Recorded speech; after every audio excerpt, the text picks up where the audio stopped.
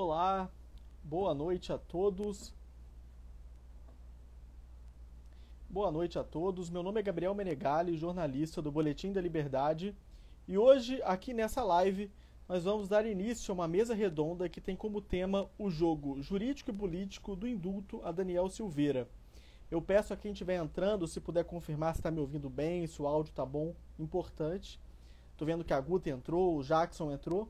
E para abordar esse assunto, nós vamos receber o advogado Abner Velasco, professor de Direito e sócio da CVH Advogados, que também é apoiadora da realização dessa transmissão, e Jackson Vasconcelos, que é consultor, estrategista político e também colunista do Boletim da Liberdade. Ah, então o áudio está ótimo, perfeito então, maravilha. Bom, o Jackson já entrou, falta o Abner entrar também. Deixa eu só aparecer aqui o convite de vocês, vamos lá. Maravilha. Quem estiver chegando aí, se puder falar da onde fala. Perfeito, o áudio tá bom. Opa, Jackson. E aí? Olá, Jackson. E aí, Tudo Abner? bem, tudo bem? Olá, Gabriel, bom dia. Boa noite, na verdade. Boa noite. Estão me ouvindo Tudo bem aí? Maravilha. Tudo bem, graças a Deus. Caminhando bem. Tá tudo certo, então. Pessoal, então vamos dar início, né? Antes da gente começar a discussão, acho que esse tema aí importante de hoje, eu vou só fazer aqui, recapitular os principais fatos que aconteceram nessa semana para a gente iniciar o nosso debate, né? Bom, nessa última quarta-feira, o Supremo Tribunal Federal, por 10-1, decidiu condenar o deputado federal Daniel Silveira, do PTB do Rio de Janeiro, a 8 anos e 9 meses de prisão por crimes de ameaça ao Estado Democrático e coação do curso do processo. Como esperado, o resultado do julgamento gerou polêmica e controvérsia, pois houve o entendimento de muitas pessoas que as ditas ameaças proferidas por Silveira eram, na prática, críticas apenas aos poderes constitucionais e deveriam ter sido protegidas pela imunidade parlamentar dele. Nessa quinta-feira, contudo, o presidente Bolsonaro surpreendeu a todos ao anunciar o indulto individual a Daniel Silveira, contemplando o perdão das penas privativas de liberdade que ele foi condenado, como multas e outras restrições de direitos determinadas pelo STF. O que, para alguns críticos, abriu um novo capítulo na história de conflitos entre Bolsonaro e o Supremo Tribunal Federal. Então, para a gente seguir o objetivo proposto aqui na live de hoje, né, que é compreender todo o jogo por trás desse episódio, tanto pela esfera jurídica quanto pela esfera política, eu vou fazer algumas perguntas intercaladas para o Abner, né, representando esse lado mais jurídico, e para o Jackson, esse lado mais político. E vocês fiquem à vontade, né? Eu fazendo uma pergunta para um, se algum outro quiser complementar, também podem ficar 100% à vontade. A nossa live vai até 19 horas, então, e no final vai ter um espaço ali de considerações finais, caso tenha algum tema que eu não tenha tocado e vocês queiram complementar. Tá bom? Podemos dar início? Maravilha. Excelente. Bom, vou começar aqui pelo nosso advogado presente, Abner Velasco. Abner, primeira pergunta mais simples e objetiva. Esse indulto anunciado pelo presidente Bolsonaro ontem, ele tem realmente respaldo legal, jurisprudência? Como é que está estruturado esse indulto? Papai! Eita, primeiro boa noite. Presença do filhão aí. Bom, boa noite, obrigado aí pelo convite, mais uma vez, ao Boletim da Liberdade. É sempre um prazer poder participar aqui. Também agradecer ao Jackson também, sempre um prazer poder conversar com você. Peço desculpas aí, meu filho estava correndo aqui pela casa. Agora sim, sendo bem presença VIP. Sendo bem objetivo, respondendo a sua pergunta, tentando ser o mais técnico possível, de fato não existe jurisprudência sobre esse tema. Basicamente porque foi uma medida que, embora esteja prevista pela Constituição Federal e é um ato de competência privativa do presidente da República, conceder o indulto, isso não tem um precedente na nossa história. Eu acho que o mais parecido que nós tivemos foi em 1945, quando o presidente, à época, concedeu uma espécie de indulto para os expedicionários da FEB, depois da Segunda Guerra Mundial. Então, de fato, não existe um precedente sobre esse tema, mas isso por si só não quer dizer que juridicamente ele seja por si só ilegal ou incabível. Porque existe a previsão constitucional, todas as nossas constituições do período republicano tinham essa previsão, e os presidentes não aplicaram o Instituto, basicamente, claro que existe um indulto que é mais conhecido e vem sendo normalmente efetuado, que é o indulto de Natal, enfim, que faz parte da política brasileira carcerária, enfim, como um benefício, é quase se fosse uma coisa protocolar. A grande questão nesse caso específico do deputado Daniel Silveira é que foi um indulto individual, por assim dizer. Alguns chamam até de graça. E por conta disso, de fato, esse indulto específico, nós não temos precedente. Mas isso por si só não quer dizer que seja ilegal, porque existe previsão expressa na Constituição Federal no sentido de que cabe ao presidente da República, e é uma análise basicamente arbitrária, baseada na questão de dois requisitos, oportunidade e conveniência, de analisar essa, digamos, necessidade de conceder esse indulto. Só para dar uma visão mais ampla, muitos juristas, inclusive eu vi ontem no Jornal Nacional sobre o tema, até um professor que eu respeito muito, o doutor Breno Melarangno, que é um advogado criminalista também, e falou na Globo News, falou no Jornal Nacional sobre o tema. Ele também é professor de Direito Penal da PUC, e ele falou que poderia existir, de certa forma, um desvio de finalidade. E essa posição também tem sido defendida por outros juristas, no sentido de que isso foi o seguinte: o Bolsonaro, ao editar essa graça, ou então esse indulto individual, ele, na verdade, ele não teria respeitado supostamente a impessoalidade, porque o Daniel seria de um partido aliado, ou porque seria supostamente um amigo dele, não teria respeitado alguns princípios constitucionais. E isso é uma análise muito difícil, porque, por exemplo, vamos dar um exemplo mais prático. Presidente da República nomeia, pode ser até outro presidente Lula, por exemplo, nomeia o José Dirceu como seu ministro. O José Dirceu, ele é um amigo pessoal do Lula, ele claramente, abertamente, tem vínculos pessoais com o presidente. E será que necessariamente ele tem a qualificação técnica para ser ministro, seja da Casa Civil, seja ministro da Fazenda, enfim, algum outro cargo que não seja amizade com o presidente? E em algum momento houve essa análise da suposta impessoalidade na nomeação de um secretário, de um ministro. Então, essa análise nunca foi feita. Estão exigindo um critério da impessoalidade, e estão alardeando como se fosse uma grande inconstitucionalidade na edição do decreto, que, sinceramente, também não existe nenhum precedente na nossa história de uma análise sobre o método do ato administrativo. Tanto que, no passado, a jurisprudência como um todo, o Poder Judiciário como um todo, sequer analisava o ato administrativo. Entendia-se no passado que o ato administrativo ele não tem sequer controle jurisdicional.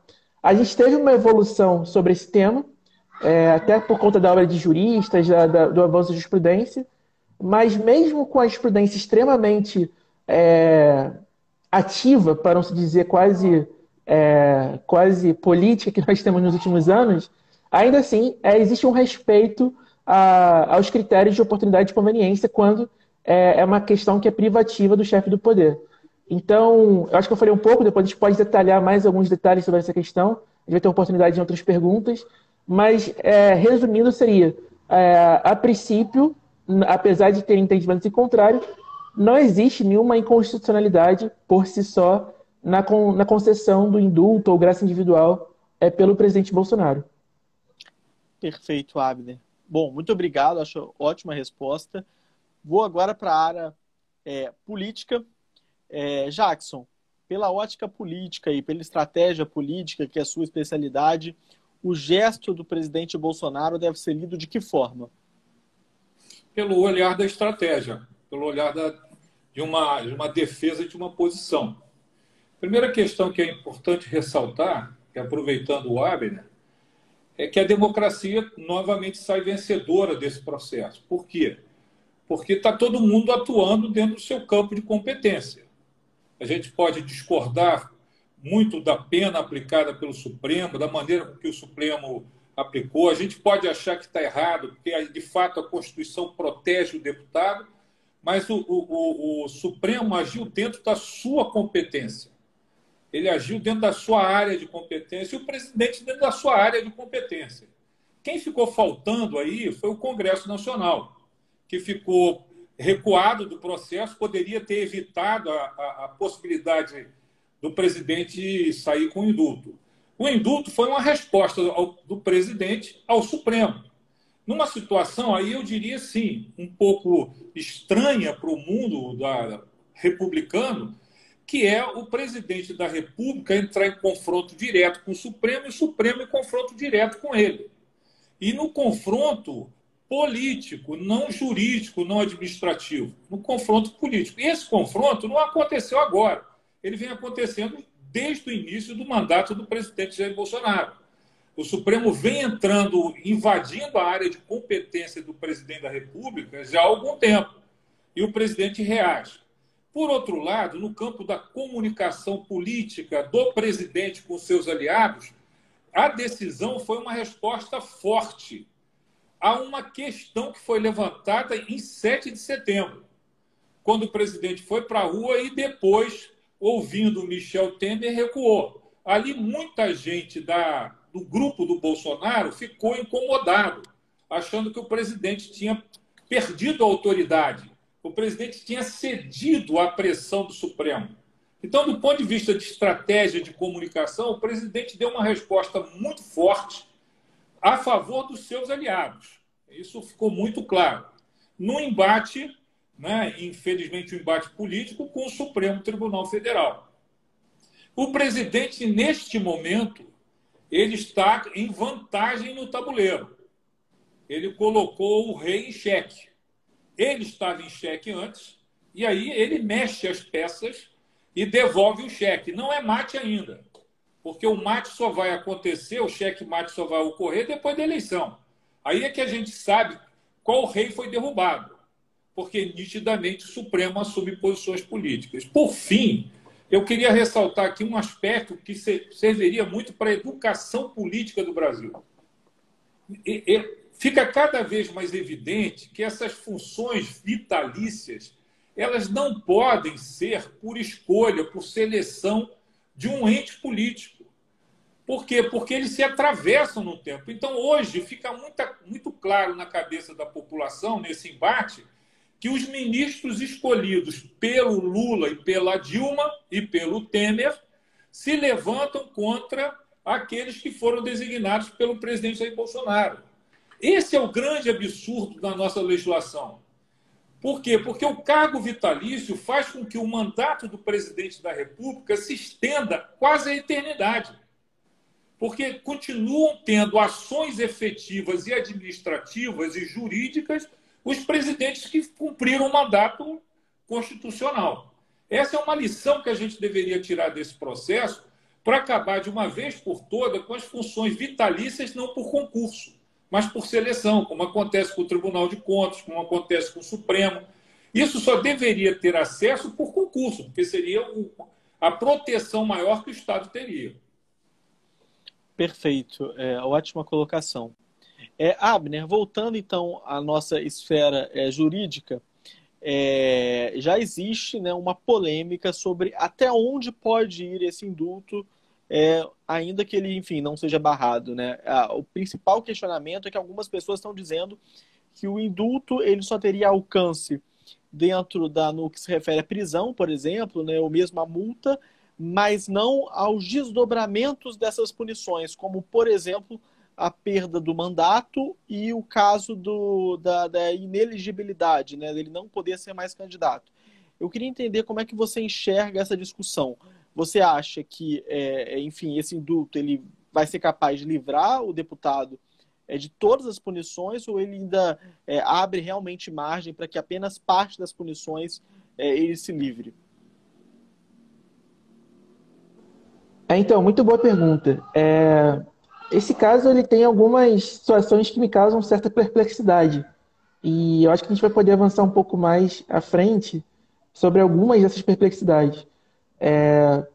O que eu percebi, assim, que tem sido falado com muita naturalidade, inclusive na mídia, é que o indulto seria limitado ao âmbito criminal ou penal. Então, a única competência do presidente seria, basicamente, afastar a pena e, eventualmente, até a multa, que seria uma aplicação, uma decorrência do processo penal. A questão da perda do direito político, da perda do mandato, da inelegibilidade, muitos estão colocando basicamente como certo que o presidente não poderia se imiscuir nesse tema. E até alegam uma jurisprudência antiga do Poder Judiciário, argumentam que tem uma súmula sobre o tema, e para tentar defender esse ponto. Eu, particularmente, sem querer fugir muito dessa posição, digamos, que eu digo que é mais majoritária, eu tenho uma visão um pouco diferente. Eu entendo que os consectários, que a gente chama, os efeitos secundários, para ser mais claro, da condenação,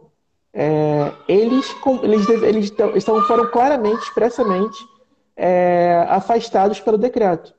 Então, em tese, o deputado Daniel Silveira não deveria sofrer qualquer tipo de limitação aos direitos políticos e coisas do gênero. Claro que a gente vai poder identificar, seja o alcance desse indulto, ou até mesmo a legalidade dele, na análise do próprio Supremo, porque hoje ou ontem o Partido Rede Sustentabilidade entrou com a DPF, que é a Arguição de Descumprimento de Preceito Fundamental, questionando a legitimidade do decreto. E certamente, quando o Supremo for analisar no mérito esse julgamento, esse processo, ele vai ser obrigado a se manifestar sobre todos esses pontos. Sobre o real alcance do indulto, se ele seria condicional ou incondicional, enfim. E complementando um pouco o que o Jackson falou também, acaba que, do ponto de vista até nem tão jurídico, né, um pouco mais político, foi realmente um golpe de mestre do presidente. Porque nós temos manifestações dos ministros, até em casos recentes, no sentido de que o indulto é um ato que é privativo do presidente, que o presidente teria essa disponibilidade em conceder, conforme previsto na própria Constituição, e se eventualmente eles mudarem esse entendimento de forma casuística, vai reforçar ainda mais o argumento daqueles que entendem que existe uma perseguição política contra o próprio Daniel Silveira e contra o presidente. E nesse ponto, acabaria reforçando o argumento dessa perseguição política. Por outro lado, também, se eles aceitam o indulto, eles basicamente também não conseguiram o objetivo deles, que ficou muito claro que era, de certa forma, punir o presidente, o Daniel Silveira, até de forma, digamos, um pouco exagerada. Se a gente for realmente analisar um pouco mais à frente os detalhes do processo, tem algumas ilegalidades que acabaram ficando um pouco evidentes e que acabaram não sendo tão debatidas assim, tanto na comunidade jurídica quanto na própria mídia como um todo. Perfeito. Ou seja, em outras palavras, o indulto ele é abrangente, mas ainda cabe algum tipo de entendimento por parte do Supremo sobre até onde pode ir, né? Jackson, na sua opinião, né, voltando aqui para a esfera política, esse indulto, né, que você mesmo mencionou, fazendo um link bem interessante do 7 de setembro, né, ou melhor, do pós-7 de setembro, com o indulto agora, eu queria saber o seguinte, como você acha que isso vai ser refletido nas próximas pesquisas de intenção de voto? Quais efeitos a gente pode esperar, ou nenhum efeito? Como é que você enxerga esse cenário dentro da corrida eleitoral? É difícil prever, né? Porque esse movimento, como é que ele chegou nos eleitores como um todo? O grupo do Bolsonaro já está presente, o eleitor do Bolsonaro já está presente nas pesquisas. Talvez tivesse um pouco mais sem emoção, sem motivação, e ganhou agora garra, disposição, viu que o presidente está ali, o presidente tem autoridade, o presidente defendeu um dos deles e tal. Então, isso pode motivar, dar mais garra, mais disposição aos eleitores do Bolsonaro. Mas eu não sei se ele, com isso, consegue novos eleitores nas áreas do Lula, do outro lado. tá certo? Eu acho que é muito difícil isso. Uma coisa que fica muito claro para mim, uma situação que fica muito clara para mim, é que a campanha já começou e ela está na rua. E o que é ruim é que o Supremo Tribunal Federal participa desse processo. E não participa como jurídico, ele participa como agente político. Ele se declarou agente político. E aí eu entro um pouco nas colocações que o Abner fez para chamar atenção para um ponto que eu acho relevante, é que se o Supremo se insurgir contra o indulto do presidente, o Supremo vai levantar o direito do presidente de levantar a suspeição dos ministros do Supremo para conduzir o processo eleitoral. E eles é que estarão à frente do processo eleitoral. Porque será muito clara a posição política do Supremo se ele se insurgir contra o indulto. Uma vez que o indulto é da competência do presidente, ele pode indultar quem ele quiser e da forma que ele quiser. Eu não vejo essa discussão jurídica possível. Quando a gente se refere aí no campo político, né? Quando a gente se refere à questão do mandato do Daniel Silveira, uma coisa que me chama a atenção a favor da democracia é que quem pode deliberar sobre o mandato de alguém que foi eleito para o Congresso Nacional é o próprio Congresso Nacional, por uma questão conceitual, de definição. O mandato foi concedido pelo povo. O povo foi lá, votou e escolheu. Então, só os demais representantes do povo, num colegiado, podem dizer que esse sujeito, essa pessoa, não pode exercer o mandato. E a legislação, o legislador, quando criou essa legislação específica, o legislador teve esse espírito de dizer só o Congresso pode deliberar sobre o mandato, porque são representantes do povo, como são representados os eleitores daquele parlamentar. Então, me parece muito claro isso. Quer dizer, nós estamos aí diante de uma situação que pode se estender. E aí, só no resumo, dizendo o seguinte, politicamente, se o Supremo se insurge contra o indulto, que está na cara que é totalmente legal, o Supremo dá ao presidente o direito de se insurgir, de levantar suspeição sobre as eleições que vêm por aí, onde ele participa, e os ministros do Supremo, um deles será presidente do Tribunal Superior Eleitoral no período da eleição. Será o xerife da eleição. E, por fim, uma questão que eu queria muito colocar do ponto de vista político é que, novamente, nós estamos aí na situação em que um disputa com o outro. Não existe espaço mais, definitivamente, para um terceiro candidato. Porque essa circunstância agora criou a polarização definitiva do ponto de vista da imagem. Aí eu vou para as redes digitais, para as redes sociais. A reação contra a decisão do Supremo foi quase unânime. Não foi só do pessoal do Bolsonaro. Foi dos políticos, foi dos juristas, foi de alguns deputados. O Ganime, que é candidato a governador no Rio de Janeiro, se levantou contestando a decisão do Supremo. Então você tem todo um lado aí que o Supremo, mostrando que o Supremo exagerou. E exagerou na dose, ou exagerou na decisão. Então tudo isso soma para um fato concreto. A polarização eleitoral permanece agora com essas duas decisões. De um lado, o Supremo, que representa um dos lados da equação eleitoral, e do outro lado, Jair Bolsonaro, a polarização está estabelecida definitivamente. Definitivamente. Perfeito. Abner, já entrando um pouco nessa seara, até que o Jackson mencionou agora, né, da possibilidade do Supremo ir contra o indulto, então vou trazer aqui a questão dos indultos do Michel Temer, que o Supremo Tribunal Federal formou maioria em não alterar aquele indulto, né, em manter o indulto concedido pelo Temer.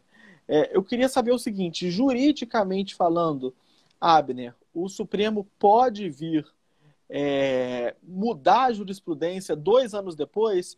E caso sim, então entraria naqueles argumentos, né? Mas tem algum outro argumento? Como é que você enxerga essa questão de uma possível mudança de jurisprudência para não acatar o indulto? Olha, então, eu acho que inclusive esse foi um dos questionamentos que foram levantados aqui na live também, pelo Walter, que fez uma pergunta muito parecida com essa, E também tem uma pergunta do Rick, acho que é Rick82, perguntando qual é a diferença, se o Bolsonaro poderia conceder esse indulto de ofício. Normalmente o indulto ele é concedido por um pedido de defesa. E normalmente, né, quando o preso ele preenche os pressupostos lá para ser enquadrado no benefício lá, digamos, para o indulto de Natal, por exemplo. O que o Michel Temer previu lá em 2018 foi uma espécie de indulto coletivo.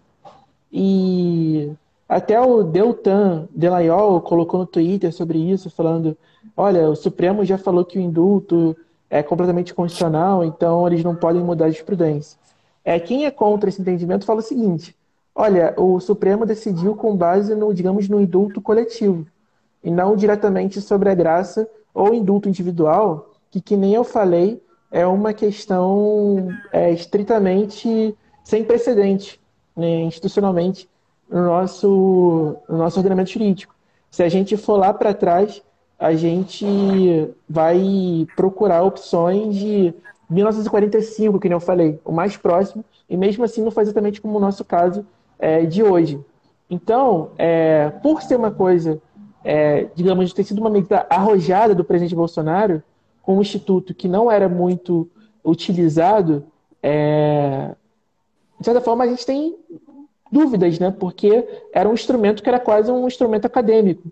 Por exemplo, está na Constituição a previsão de que em casos de grave ameaça, o presidente pode instituir o Conselho da República. Nunca foi instituído, a gente não sabe exatamente qual é o alcance. Eu entendo que, por uma questão de lógica jurídica, embora insistam em fazer essa diferença entre o indulto coletivo, o indulto individual, que seria também a graça tecnicamente, e a suposta impessoalidade, moralidade administrativa, ou então alegar até a questão da separação dos poderes, porque estão falando que como o processo não transitou em julgado, que transitar em julgado é quando não cabe mais recurso, né? O presidente Bolsonaro estaria, de certa forma, se indispondo, tentando corrigir uma jurisprudência do Supremo, uma decisão do Supremo, o que poderia ser enquadrado como desvio de finalidade também, como se tivesse sido utilizado o Instituto de uma forma que não caberia. Tudo isso o Supremo vai analisar, seja quando a defesa do Daniel Silveira, em barra de declaração provavelmente, invocar a aplicação do decreto, ou eventualmente quando for julgada a CTPF, mas na minha percepção, eu não posso falar que isso é uma percepção majoritária, mas na minha percepção, o Supremo, embora possa mudar esse entendimento sobre o caráter discricionário, sobre o caráter, digamos, amplo da possibilidade do presidente da República de conceder o indulto, embora seja possível mudar, eu acredito que seria uma situação absolutamente vergonhosa, porque constitucionalmente é muito claro que o presidente da República tem essa prerrogativa. Mas se a gente for pensar o caso como um todo, ele como um todo é completamente absurdo, porque até entrando um pouco, o deputado Daniel Silveira ele foi condenado com base na lei da Segurança Nacional de 72, 74, que foi editada na época da ditadura. Essa lei tem um viés amplamente antidemocrático, contra a liberdade. Muitos entendem que essa lei sequer foi recepcionada pela nossa Constituição, e esse, inclusive, é o meu entendimento. Eu não posso falar que juridicamente esse é o entendimento correto, porque o Supremo acabou de analisar a questão e falou que essa lei foi recepcionada, e tanto que eles condenaram o deputado Daniel Silveira. Mas é um absurdo essa lei ter sido considerada constitucional nesse modelo. E aí esse é um grande problema para aqueles que defendem a liberdade como um todo, que não enxergam caso particular, porque parece que, de fato, a análise do Supremo é muito casuística. Porque você imagina, o Bolsonaro falar, então a Lei de Segurança Nacional realmente está valendo, né? Ok. Então você pega um artigo da lei, e que nem há pouco tempo aconteceu também para mim de forma errada, o ministro da Justiça usou a Lei de Segurança Nacional contra um cartunista da Folha. Ele vai falar, olha, se o Supremo falou que é lei constitucional, então vamos aplicar. Vamos aplicar para todo mundo, seja ao meu favor ou contra mim. Então, esse é o grande problema de você fazer uma análise casuística e, digamos, quase que política da situação. Você acaba atropelando a lógica do sistema e é uma crítica muito grande que é feita à questão constitucional, é que você pode, com base em princípios constitucionais, alegar qualquer coisa. Com base no princípio da impessoalidade, entendo que é inconstitucional. Com base no princípio da moralidade administrativa, é inconstitucional. E aí você interpreta como você quer. Porque, que nem o Jackson falou muito bem, a Constituição é muito clara. Essa questão da prerrogativa do mandato, da cassação do mandato, a Constituição é claríssima. Compete exclusivamente ao Poder Legislativo. E o Supremo, lá em 2018, ele fez uma interpretação conforme a própria vontade dele, para entender que o Poder Legislativo era apenas um carimbador. Que no caso do deputado federal, que em 2018 foi condenado, que o Poder Legislativo deveria simplesmente acolher e carimbar a perda do mandato que o Supremo reconheceu em decisão judicial. Até por isso foi objeto de recurso. Na época do presidente Rodrigo Maia, agora também o presidente Lira está entrando com recurso sobre esse tema, porque a invasão nas esferas de competência do Poder Judiciário me parece muito, muito evidente. E é óbvio que quando um dos poderes acaba se exacerbando a competência constitucional, vai ter o freios e contrapesos, vai ter atitudes também de outros poderes, que é justamente, na minha visão, isso que o presidente Bolsonaro está adotando. Ele está, já que o Supremo está tendo, digamos, uma dificuldade, não está aplicando coisas que estão previstas na Constituição de forma até bem clara, então ele também, com base na Constituição, tem a prerrogativa dele e acabou concedendo esse indulto. É claro que é uma questão complexa, mas o que me incomoda muito, só para encerrar a pergunta, o que me incomoda muito é, por exemplo, a posição que a gente vê na grande mídia. Seja você vai no Jornal Nacional ou qualquer outro jornal de grande circulação, e eles falam como se esse tema fosse absolutamente claro, evidente. Então, normalmente os entrevistados falam, olha, é evidente que o presidente agiu com desvio de finalidade. É evidente que esse indulto é ilegal ou inconstitucional. É evidente que... E, assim, esses mesmos juristas, as próprias instituições, a OAB, enfim, não se manifestam quando a situação evidente também está acontecendo com o abuso do Supremo, eles não se manifestam.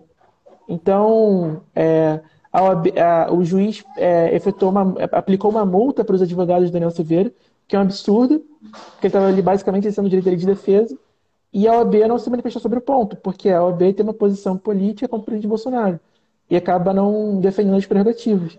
Então, assim, eu não estou falando que a minha posição necessariamente é correta, mas o grande problema são essas afirmações como se fosse a coisa mais óbvia do mundo, até pelos próprios especialistas, quando na verdade o tema envolve bastante complexidade e não é tão evidente assim, seja a legalidade ou a ilegalidade. Vai depender muito da posição que o intérprete vai estar tomando. Se é uma interpretação mais literal da Constituição, se é de acordo com esses princípios que o Supremo tem aplicado. E, enfim, eu acho que é basicamente isso. Perfeito. Jackson, como você mencionou na sua última resposta, a questão do Supremo Tribunal Federal versus Bolsonaro está dominando, parte desse processo eleitoral, e certamente está assistindo aqui essa live, ou vai assistir depois, alguns pré-candidatos a deputado, enfim, a senador, governador, e também, de olho na eleição presidencial, eu queria entender se você acha que essa pauta do Supremo Tribunal Federal, de fato, vai ter um potencial para ser explorado nas eleições. Como é que você enxerga isso? Ou isso não é uma pauta de eleição, para essa eleição? É uma pauta e vai ser uma pauta para a eleição. E quem colocou essa pauta não foi o Supremo. Quem colocou essa pauta foi o presidente da República. Porque ele, em tese, é o agente político do processo, ele é que está disputando a eleição. A partir do momento que ele se posiciona, e não se posicionou de uma maneira leve, ele se posicionou de uma maneira firme, muito dura, dentro do processo. E aí ele leva, então, para o campo da eleição, definitivamente, a discussão sobre as atribuições do Supremo. Mas também isso está sendo ajudado muito por outras decisões que o Supremo toma. E aí eu queria ficar no campo da política, da estratégia de comunicação na política, para dizer o seguinte: na eleição, nós, eleitores, decidimos o nosso voto a partir das percepções que a gente tem. A percepção que fica desse processo todo não é a percepção jurídica, se pode ou não pode, se dá ou não dá.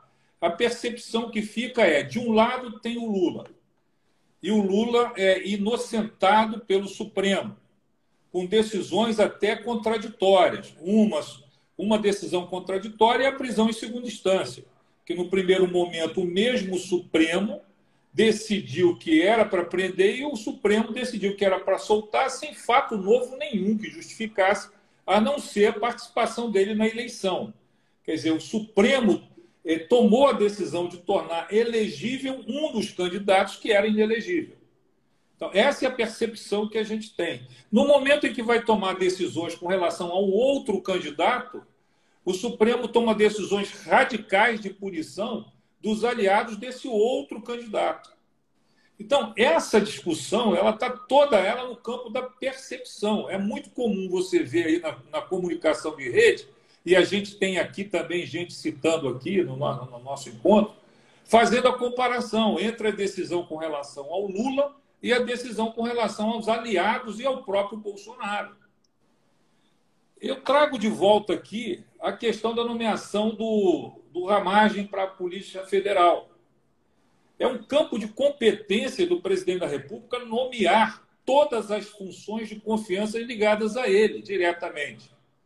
No entanto, quando ele nomeou o chefe da Polícia Federal, o Supremo entendeu que ele não poderia nomear. Tomou essa decisão de proibir a nomeação do Ramagem para a Polícia Federal, embora o cara preenchesse todos os requisitos. Na cabeça da população, Gabriel Abner, não existe essa coisa do é legal ou não é legal. Na nossa cabeça existe o seguinte: eu elegi o presidente da República para nomear as pessoas que ele tem que nomear. Ele é o responsável pelas nomeações. Se ele nomeia o cara da educação errado, ele paga o preço. Quem paga o preço é ele. Se ele nomeia um cara para a Polícia Federal errado, quem paga o preço é ele. Mas não é isso que está acontecendo na percepção da eleição. Aí, respondendo a sua pergunta, eu digo: o Supremo vai estar na pauta da eleição, sim, porque o Supremo se colocou numa posição que permitiu que o presidente da República trouxesse o Supremo para dentro do jogo. Então, uma das discussões em campanha, e vai ser usado por todo mundo, né? O Ramagem mesmo é candidato a deputado federal no Rio de Janeiro. Então, toda essa pauta ela vai estar sendo discutida na eleição. O que me preocupa é saber se o fato do Supremo estar presente nessa discussão vai tornar ilegítima a eleição ou do Bolsonaro ou de quem for eleito presidente da República, o outro lado.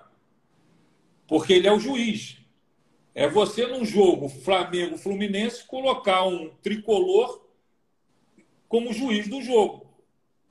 Então, terminou o jogo, o Fluminense pode ter sido bem melhor que o Flamengo, que geralmente é. Aqui uma provocação. Bem melhor que o Flamengo. Faz 10 gols, mas o cara vai dizer: mas o juiz era tricolor. Entendeu? Então, essa é uma discussão que a gente tem que levar em consideração.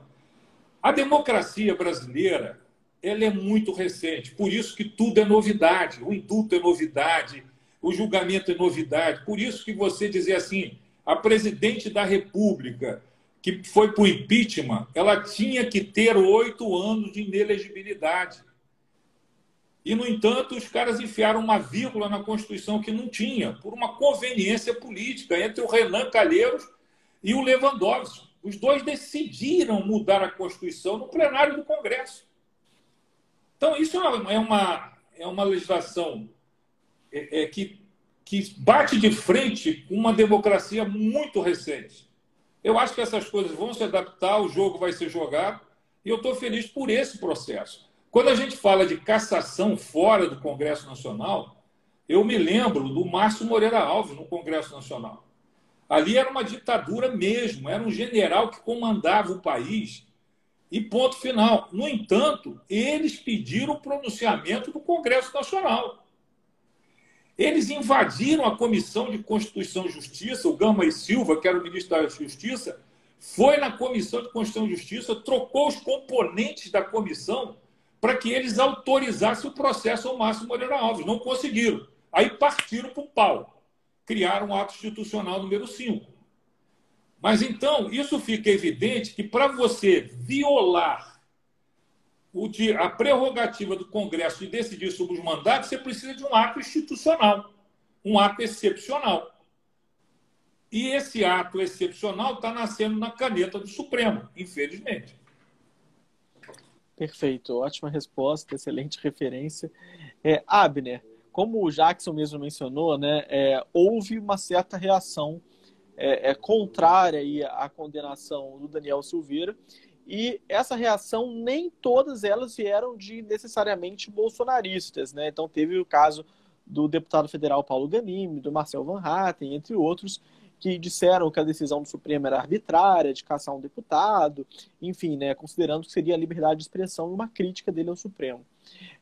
Aí vai a minha pergunta. Olhando não apenas o julgamento dessa quarta-feira, mas olhando o processo todo, do início ao fim, desse episódio do Daniel Silveira, eu queria saber qual é a sua análise jurídica desse processo. Foi um processo, afinal, correto, ou foi um processo que teve suas ilegalidades ou seus pontos mais controversos? Como é que você analisa juridicamente?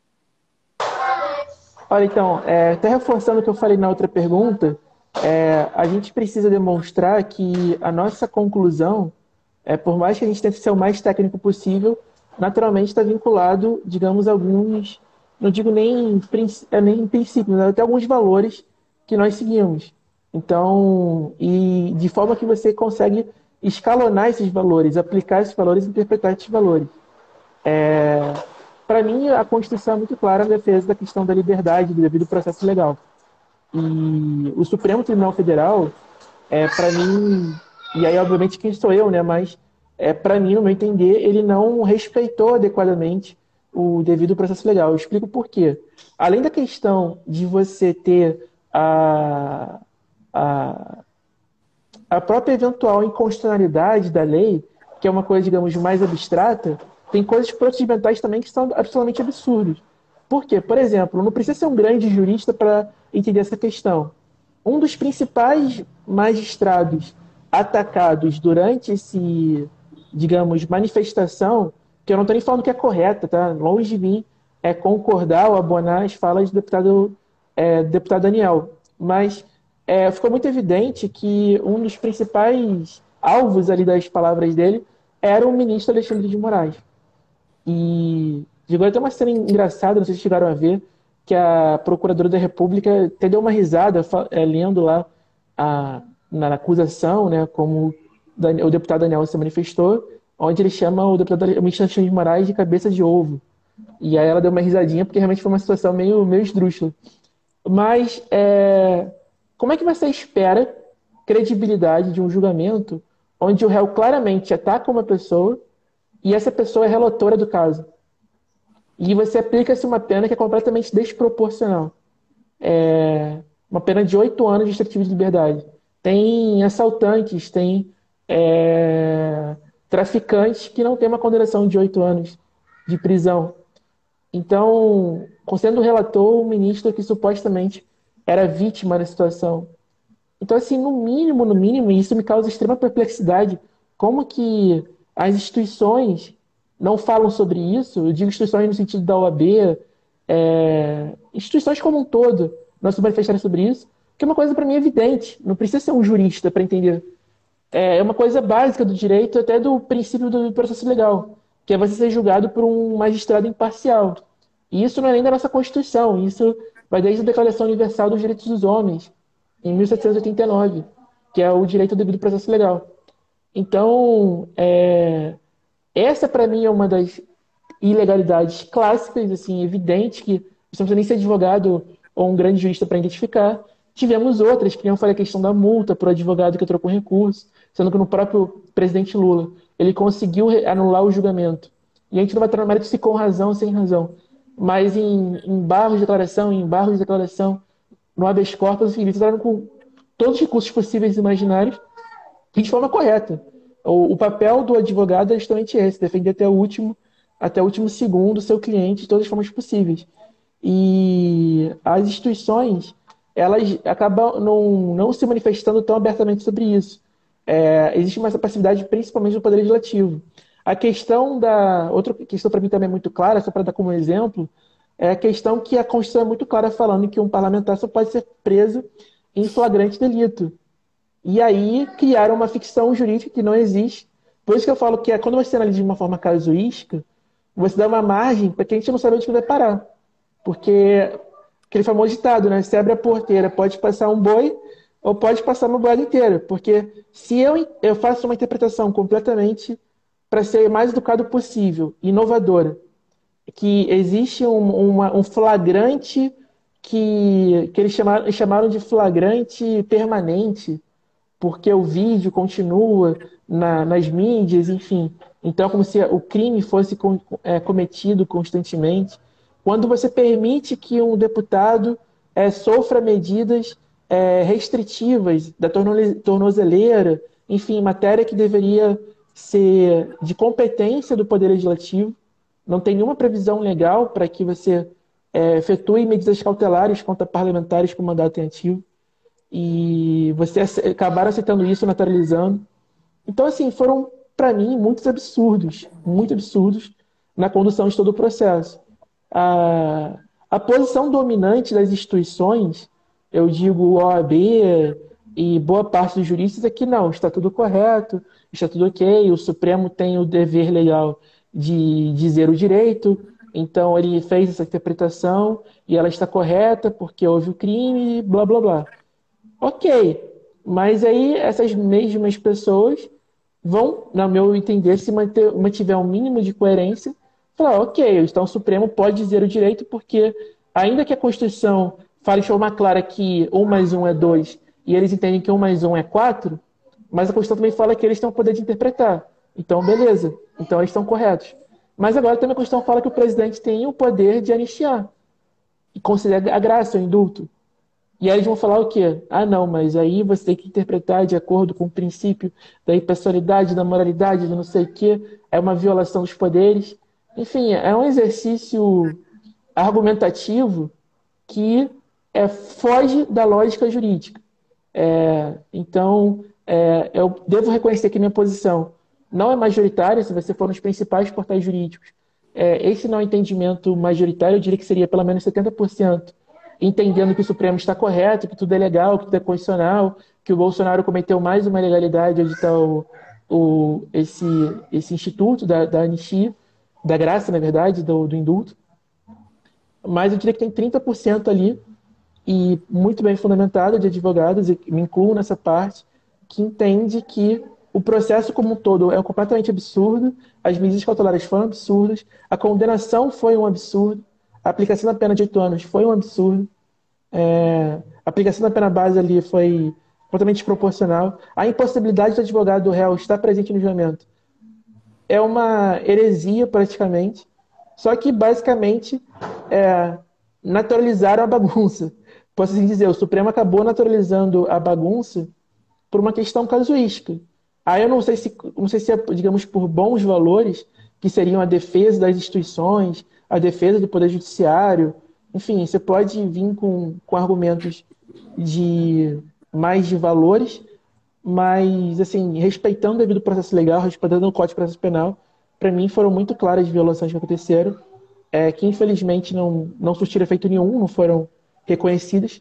Então, de certa forma, esse indulto acaba corrigindo, entre aspas, embora essa não seja a função do indulto, uma possível, para mim clara, mas para muitos possível, inconstitucionalidade. Perfeito. Pessoal, estamos caminhando aqui nossa reta final da live. Eu vou fazer a última pergunta para o Jackson e depois a gente passa para as considerações finais. Jackson, eu vou emendar duas perguntas, na verdade, muito breves, né?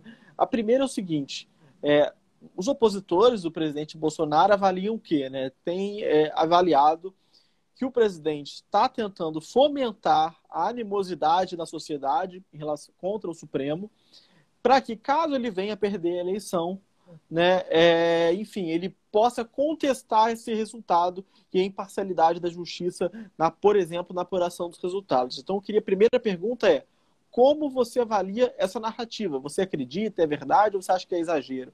E a segunda pergunta, que eu vou emendar, é como você avalia o posicionamento dos liberais diante desse episódio do indulto e, enfim, da prisão do deputado Daniel Silveira. A primeira questão, quando você fala da posição do Supremo, e aí vou novamente para o campo da percepção, não há nenhuma atitude que o presidente da República tenha colocado durante todo o seu mandato que seja de enfrentamento com o Supremo. Nenhuma atitude. Não tem um ato, não tem um decreto, não tem... Pelo contrário, até na decisão absurda de não nomear o Ramagem, ele não nomeou. Ele recuou, mas não nomeou. Então, se há algum tipo de provocação nesse processo, a gente tem que olhar para os dois lados. O outro lado toma decisões jurídicas determinantes durante todo o período, contestando os aliados de um dos lados, que é o aliado Bolsonaro. Por outro lado, há que se ter presente também as decisões que o Supremo tomou a favor do principal adversário do Jair Bolsonaro, que é o Lula. São todas decisões favoráveis ao outro lado dessa questão. Não estou entrando nas considerações jurídicas. É a percepção que a gente tem. Então, não é possível, não é provável, não se consegue provar que há atitudes do presidente contra o Supremo. Não houve nenhuma atitude nesse sentido, a não ser ele sempre reclamando, sempre berrando contra as decisões do Supremo. Mas ele cumprindo todas elas. Todas elas. A única que ele se levantou agora, se levantou dentro da Constituição, foi a questão do Daniel Silveira. O restante não foi. Então, aqui não fazendo juízo de valor. A segunda questão, que é a questão do papel dos liberais, o que me chocou um pouco foi a posição do João Amoedo, que até o Boletim da Liberdade levantou, eu fiz até um story sobre isso, né, porque existe ali na posição do João Amoedo uma palavra que me incomoda muito na relação da sociedade com o Estado. Talvez porque eu, sendo mais velho e tenha vivido um pouco aquela circunstância que o Brasil viveu, né, da ditadura, a palavra permitir, o Estado permite críticas, isso é muito ruim e não é liberal. Quem deve permitir ou não permitir qualquer coisa é a lei, e não qualquer lei, a lei decidida de acordo com o processo democrático pelo Congresso Nacional, pelo poder legiferante. Essa é a lei que vale. Então, quando eu digo que as instituições permitem crítica, as instituições estão sujeitas à lei. Mas, no mais, os liberais que a gente conhece, todos se levantaram contra as decisões do Supremo. Eu estranhei, até porque tenho simpatia pelas posições dele, estranhei as posições do João.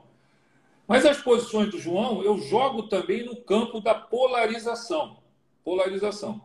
Se a decisão fosse a favor da turma, se a decisão atingisse o pessoal do Bolsonaro, eu tenho certeza que o João estaria do outro lado. Então, isso também é ruim. O liberal não pode. Se há uma figura que tem que ser essa sim, imparcial, mais imparcial que o juiz, é o liberal. Porque a liberdade, ela permite a existência dos contrários. E quando eu digo assim, permitir aqui nessa palavra dos liberais, é porque, de fato, existe essa concessão. Diz assim, você pode pensar contrário de mim. Eu não vou mudar o meu pensamento um milímetro, mas vou respeitar o seu pensamento. Então, eu acho que os liberais reagiram de forma bem boa, exceção do Amoedo, mas que eu acredito a essa angústia que o Amoedo está de bater constantemente no Bolsonaro e nos aliados dele. Perfeito. Pessoal, bom, desde já eu agradeço muito a participação de vocês. Acho que já tendo uma conversa de altíssimo nível. Agradeço também para todo mundo que comentou. E vou deixar ali esse minutinho final para cada um de vocês fazer as considerações finais. Se tem algum ponto que a gente não tocou aqui na entrevista, quiser complementar ou fazer uma previsão do que acha que vai acontecer. Começando com você, Abner, aí uma consideração final. Bom, primeiro, muito obrigado, Gabriel. Excelente essa oportunidade aí pelo convite para a live. Fiquei muito feliz pelo convite. Também está representando o CVH Advogados. Também sempre um prazer falar com o Jackson. A gente sempre aprende bastante nos nossos bate-papos aí. Então, é sempre um privilégio poder dividir o espaço com o Jackson. Nessa minha fase fala final, eu queria destacar um ponto. É importante, seja você liberal, conservador, ou até progressista, não importa muito o campo, mas você enxergar até onde vai, digamos, esse espaço de punição do Estado em excesso. Eu digo isso porque tivemos recentemente lá em São Paulo o caso do deputado Mamãe Falei, que cometeu um ato completamente, do ponto de vista pessoal, completamente absurdo de, enfim, objetificar mulheres, não sei o quê, mas que, do ponto de vista prático, não tem nenhuma relevância política e já estavam usando isso como uma forma de quebra de decoro parlamentar, enfim, para mais da cassação do mandato dele, tanto que conseguiram, ele teve que renunciar ao mandato. Existe hoje uma cultura do que você pode falar, do que você pode defender, e principalmente como se fosse uma verdadeira ditadura. E as instituições estão muito alinhadas a isso. Então, se você dá oportunidade ao Estado de te prender, mesmo existindo a imunidade parlamentar como deputado, se você dá oportunidade ao Estado de cansar o mandato de um deputado que fala que a menina A ou B é muito bonita e, sei lá, ele queria levá-la para jantar ou para a cama, não importa o contexto, você está dando um poder exacerbado que a gente não sabe aonde isso vai parar. Hoje foi o Daniel Silveira, amanhã pode ser um deputado do PT. Digamos que, como você falou, acaba que o judiciário ele é muito alinhado enfim, aos presidentes, né, aos quadros que foram indicados. Digamos, hipoteticamente, que o Bolsonaro ganha a próxima eleição, indica mais 2, 3 nomes, e aí? E aí agora vai ter que inverter o sinal, e aí vamos prender pessoas progressistas com base em interpretações completamente absurdas. Então, acho que esse é o dever, principalmente dos advogados, né, que devem zelar pela ordem jurídica, pela defesa da Constituição, um dever também, digamos, mais político como um todo, de toda a população, de toda a sociedade, ficar alerta a isso, e independentemente de quem vai ser afetado ou não. É uma questão muito mais de princípios do que da pessoa em si. E é basicamente isso. Muito obrigado pelo convite, foi um excelente aprendizado, e a gente está à disposição aí para, caso surjam mais dúvidas, alguma outra questão, para poder falar sobre o tema.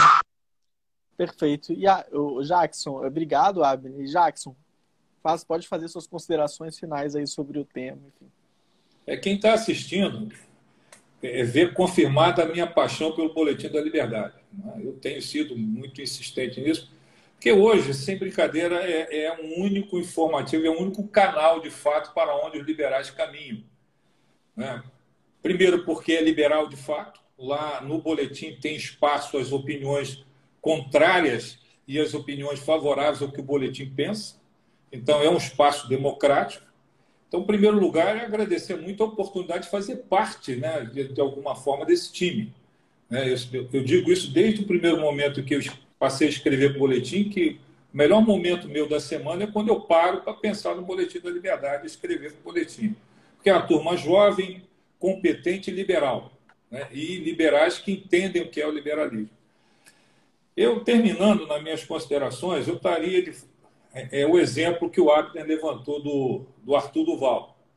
Né? E aí ele levanta com muita convicção a questão do Arthur ter direito à opinião dele.